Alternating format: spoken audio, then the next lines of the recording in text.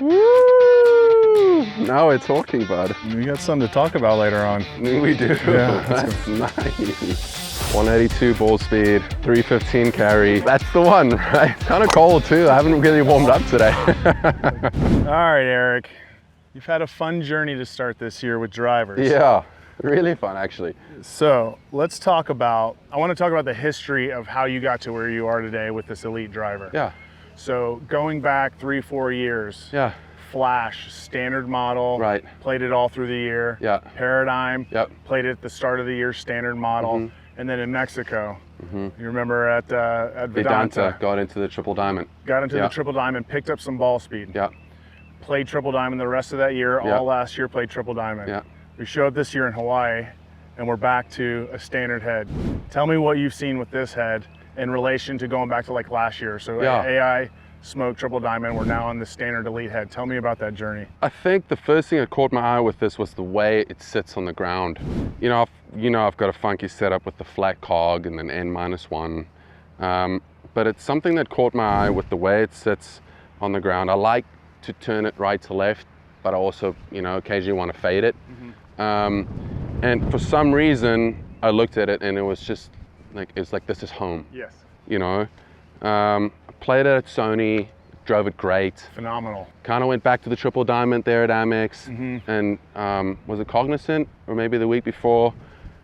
Week before, I believe you put it in on the weekend. So in Mexico, again, Vedanta, back where it all started, right? Put it in on the weekend and haven't looked back. Drove it great at Cognizant. #1 in strokes gained at Cognizant. On a golf course that, if you're not driving it well, you are not playing well. Good driving, yeah, that's good. Yeah. So that's the cool thing that we've seen with Elyte this year is that the standard model is keeping up with triple diamond and ball speed. They're very, very comparable, where in the past there was some compromise. Sure. You had forgiveness, but you might lack a little bit of ball speed. Exactly. So through the new shape of, and with the 10X face, what we're finding is guys are not having that big, they don't have to make a decision, do I want forgiveness or do I want speed? We kind of brought it into one model. It's the best of both worlds. Yeah. Show me a couple. Okay.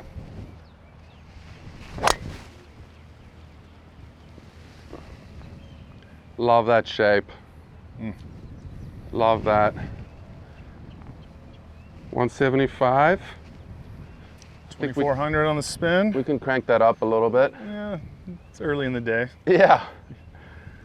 Tell me on the golf course, your cruising speed, 76, 77. Yeah, 78. And then when weekends, you're in the heat. What is funny about that is I see throughout the week, come Saturday morning, all of a sudden on the range, I'm cruising at 120, 180 ball speed. I don't know if it's a little bit adrenaline factor or what it might be, but without even trying, club head speed goes up, ball speed goes up. It's been pretty cool to see. Yeah.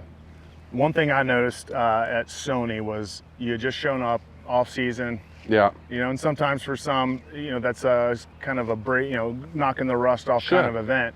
You had the triple diamond at home. Yeah. You had been using it, practicing with it. Showed up there. There was a little bit of left miss, a little bit of right miss. We threw that head on there, and Feely looked at me. He's like, "Dude." It was Wednesday. Yeah. It was literally And it was in the bag. Yeah. Straight away. Which I think is killer because again, you drove the heck out of it. And you know what, dude? Historically, I've not been one to want to really tinker. Yeah. No, once you're set, you're set. And I think that shows us how good this head is. It's awesome. Yeah. So, there's a lot of great players that use that head. Yeah. You included? Show me some top end speed. I want to see the that 180. Okay.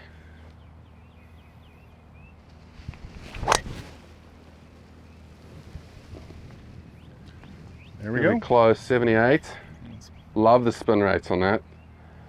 So with that 10X face, the one thing that I've noticed that everybody has come back and said is their high end and their low end seems to be a lot tighter than it was in years past. So the high on the face, the low on the face, the toe, the heel, they've noticed a big difference in spin.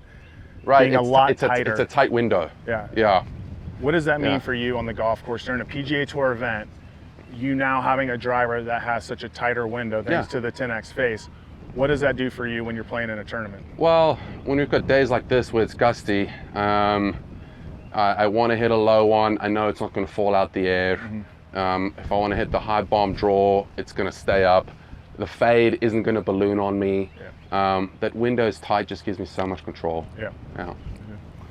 Let me actually, let me try and hold it into this right to left wind. So the draw, that was a draw, is 2,300. We'll see what this says.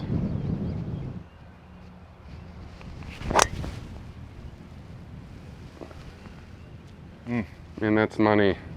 Yeah, just under 3,000. Yeah. A lot easier to plot a golf club around. You guys play a lot of doglegs. There's a lot of bunkers strategically placed on the PGA Tour that, you know, it's a hard carry, or there's an obvious, you know, you have to lay up short of that bunker, or it becomes a much harder second shot. So having tighter spin windows gives you guys more trust that you can carry that bunker even if you miss hit it, or if you high on the face and get the tumbler, it's not going to run out and go too 100%. far. Show me, you have a swing or a shot that hole gets a little tighter, you got to hit driver, so a little bit of a fairway finder. A little fairway finder, a little low one. Walk me through that. Tell me what you're thinking about. How do you bring the flight down, or however you? Sure. First thing, I think it's pretty obvious that, you know, tee it down a little bit. High tee encourages to kind of hit up on the ball. Lower tee helps me cover it, bring the flight down, and then it also depends on the shape of the hole where the trouble might be. If I want to draw it and fade it, generally with the low one, I like to hit a little squeeze fade. Ball goes back a bit, I open up the stance, and it just comes out a nice window. So ball's back, stance is a bit open, and the setup kind of takes care of everything, really.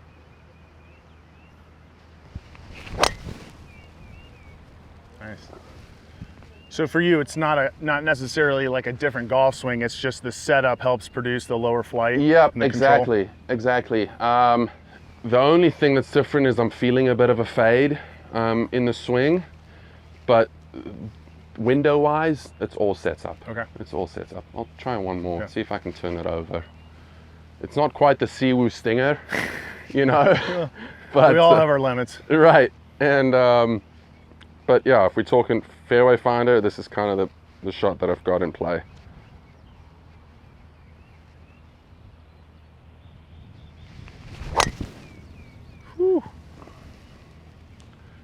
So window is quite lower, and you know, runs a bit more. I could caddy that. All right, so the other half of this equation is we got a great driver this year. The windows are tighter. Control's been amazing. Again, first off the tee, strokes gained at Cognizant. It's proven itself to be a great driver. The other half of this is golf ball. Sure. So the amount of money that Callaway's put into R&D to developing a golf ball that has the tightest spin we can possibly have for you guys, so that you can be your best. Tell me about what golf ball has done. So you're in the Chrome Tour golf ball. So tell me about this golf ball. What have you found in it that, and we can even get away from the tee. Go greenside, go irons. Tell me about golf ball and what it's done for you. Yeah, if we go greenside, I was looking for something, you know, sound and feel plays a big role in what we do when it comes to the things that really require touch, putting, chipping. I was looking for something with a certain feel off the face, not too clicky, but not too spongy either, kind of in the middle, still with good spin rates around the green. You know, flighting wedges, so key, especially when it's windy. Having the ability to do that all comes down to the ball, and I mean, that ball does it for me. Yeah, and then you've been in a Chrome Tour version since we came out. We're now in the 24 version. You've never really, I don't know if we've ever ball tested. I've not varied since much. That ball came out. I've not varied much, and I think it comes down to what I said earlier. Like, when I've got something that I really love, I don't want to tinker. I know what it's doing. There's a sense of trust and confidence in it. I just know exactly what it's going to do, what the window it's coming out, the spin it's coming out with. High soft one, a low checky one, or high toe driver. There's trust and faith. Let's see another one. So show me the bomb. Downwind par 5. All right. No trouble. Send it. Full send. So a shot I've been working on hasn't quite come in play yet, but there's a feel that I've been working on with my coach where I'm almost throwing a kettlebell over my left shoulder. Ball goes up and it's a high fade. And the reason the kettlebell goes over the left shoulder helps me get up on the ball without sort of trying to fall back on it. It's a high bomb, one that, you know, is a 300-yard carry on a bunker, one that's going to carry 305 or 310. So ball teed up slightly higher, ball position goes up. It's going to give you the height. You want the angle of attack up on it. And yeah, let's just let it rip.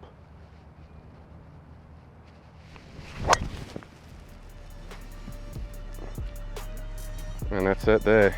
182 ball speed. What are we doing? 315 carry. What are you trying to show off? That's the one, right? It's kind of a bomb. I'm kind of cold too. I haven't really warmed up today. Awesome, dude.